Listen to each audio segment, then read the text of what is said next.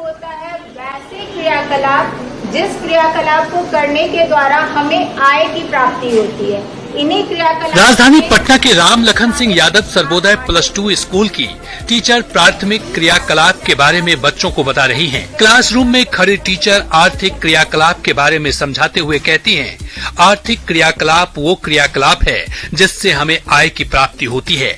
School में मौजूद student madam की बात को ध्यान से सुन रहे हैं।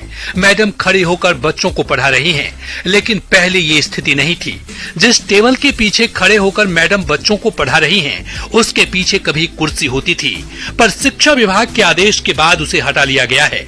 सख्ती सिर्फ कुर्सी को लेकर ही नहीं हुई है, क्लासरूम में मोबाइल के इस्तेमाल पर रोक लगाने का आदेश भी मूर्त रूप ले रहा है। स्कूल की प्रिंसिपल के टेबल पर जमा ये मोबाइल टीचर्स के हैं, जिन्हें क्लासरूम में जाने से पहले प्रिंसिपल के आगे सरेंडर कर दिया गया है।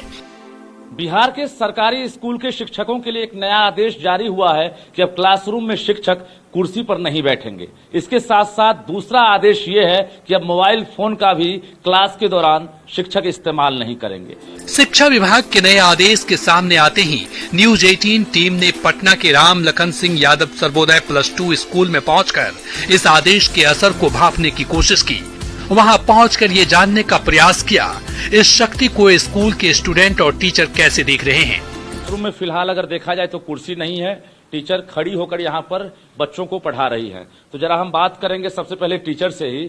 जब लीजर टाइम होता है उस समय हम बैठते हैं, बट जब हम क्लासेस में आते हैं तो हम खड़े होकर ही पढ़ाते हैं और बच्चों से ज्यादा से ज्यादा बच्चों को अच्छे से उस चीज में इन्वॉल्व करने की कोशिश करते हैं कि हाँ वो जो हम जो पढ़ा रहे हैं वो बच्चे समझे हैं या नहीं समझे। स्कूल की टीचर कहती हैं कि वो क्लास में जाती हैं तो खड़े होकर ही पढ़ाती हैं। इस दौरान उनकी कोशिश रहती है कि वो जो पढ़ा रही हैं उसे बच्चे ठीक से समझे। मोबाइल की मनाही से भी टीचर को खास समस्या नहीं है। मतलब साफ है कि शिक्षा विभाग के आदेश का असर दिखने लगा है। बिहार में जब से शिक्षा विभाग की कमान के पाठक के जिम्मे आई है, तब से इसमें सुधार को लेकर नए नए प्रयास किए जा रहे हैं। सीनियर IAS के पाठक जब से शिक्षा विभाग अपर मुख्य सचिव नियुक्त हुए हैं, तभी से विभाग सुर्खियों में है। रामचरितमानस विवाद से चर्चित RJD कोटे के शिक्षा मंत्री प्रोफेसर चंद्रशेखर इन सुर्खियों को लेकर के पाठक को घेरे में भी ले चुके हैं, लेकिन फरमानों का सिलसिला रुक नहीं रहा है। मौजूदा स्थिति ये है कि अब उनके मातहत अधिकारी भी उनकी राह पर चलते हुए फरमान जारी कर रहे हैं। क्लासरूम से कुर्सी और मोबाइल हटाने का फरमान सबसे पहले तब चर्चा में आया जब बेगूसराय के चेयारी बरियारपुर के प्रखंड शिक्षा अधिकारी ने इस संबंध में सख्त आदेश पारित कर दिया। इस आदेश में बताया गया कि बीते 3, 7, 12 और 17 जुलाई को निरीक्षण के दौरान ज्यादातर शिक्षक और शिक्षिकाएं स्कूल में मोबाइल पर व्यस्त मिले। लगातार निरीक्षण के बावजूद वही परिस्थिति देखने के बाद प्रखंड शिक्षा अधिकारी ने ये आदेश जारी कर दिया कि क्लासरूम में कुर्सी नहीं रखनी चाहिए। अगर कुर्सी दिख गई तो हेडमास्टर या प्रभारी हेडमास्टर और क्लास टीचर समान रूप से जिम्मेदार माने जाएंगे और उन पर कार्रवाई होगी। कड़क IAS माने जाने वाले के पाठक के अपर मुख्य शिक्षा विभाग का पदभार लेने के बाद नए नए आदेश निकाले जा रहे हैं और उस आदेश का पालन करने के लिए अधिकारियों को निगरानी के लिए लगाया है। बीते 1 जुलाई से लगातार स्कूलों में निरीक्षण हो रहा है और इसी का असर अब पूरे प्रदेश में दिखाई देने लगा है। पटना के राम लखन सिंह यादव सर्वोदय +2 स्कूल में टीचर खड़े होकर पढ़ा रहे हैं, उनका मोबाइल भी उनसे दूर है। ये पहल बच्चों को भी रास आ रहा है। वे कहते हैं कि टीचर अच्छे से पढ़ा रहे हैं। अभी के स्कूल में सारे टीचर हमारे क्लास में उपलब्ध हैं, अच्छे से पढ़ाते हैं और हम लोग को ये ध्यान रखते ताकि अच्छे से समझ में आए। सारा ध्यान में रखते हुए सारे अध्याय को पढ़ाते हैं और उनसे ये आग्रह है कि और भी अच्छे से स्कूल में पढ़ाएं। नए निर्देश में कुर्सी और मोबाइल को हटाने के अलावा स्कूल में बच्चों के अटेंडेंस को लेकर भी सख्ती बरती गई है। अब अगर स्कूल में 50% से कम बच्चे उपस्थित होंगे तो इसे लेकर भी हेडमास्टर और क्लास टीचर पर कार्रवाई की जाएगी। ऐसी स्थिति में क्लास के टीचर का वेतन स्थगित हो जाएगा। यही नहीं, निर्देश ये भी है कि कोई खंड शिक्षा अधिकारी यानी BEO व्हाट्सएप से किसी प्रकार का आवेदन स्वीकार नहीं करेगा। इसे लेकर जिले के अलग अलग BEO ने पत्र जारी किया है।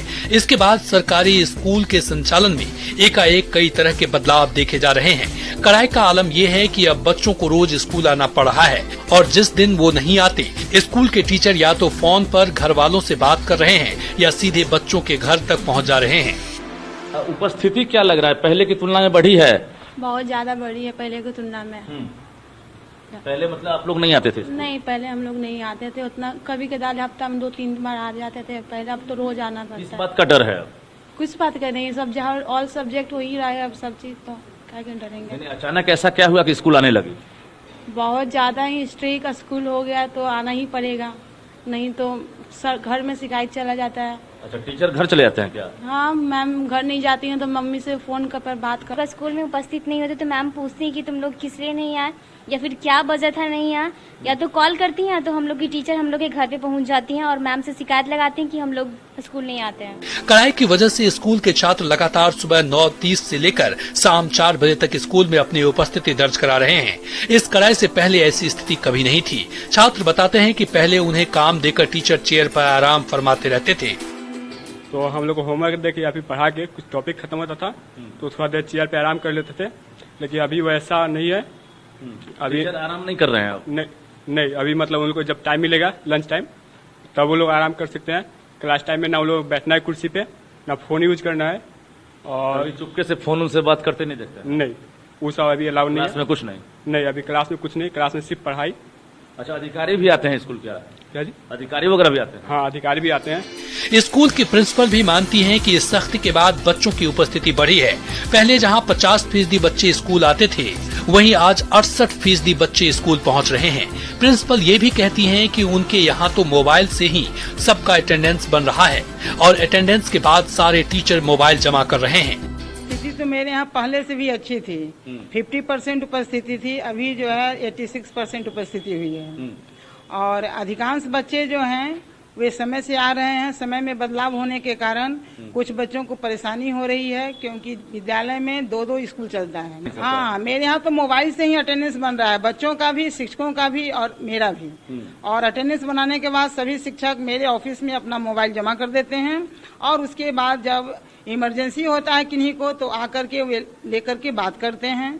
और घर का फैमिली को भी बताए हुए हैं कि जब जरूरत हो तो मैडम के मोबाइल पर आप कॉल कीजिए, हम वहां से बात करेंगे। शिक्षा विभाग की इस सख्ती से स्कूल में पढ़ाई की गुणवत्ता और टीचर की अनुशासन को लेकर एक लकीर खींच दी है।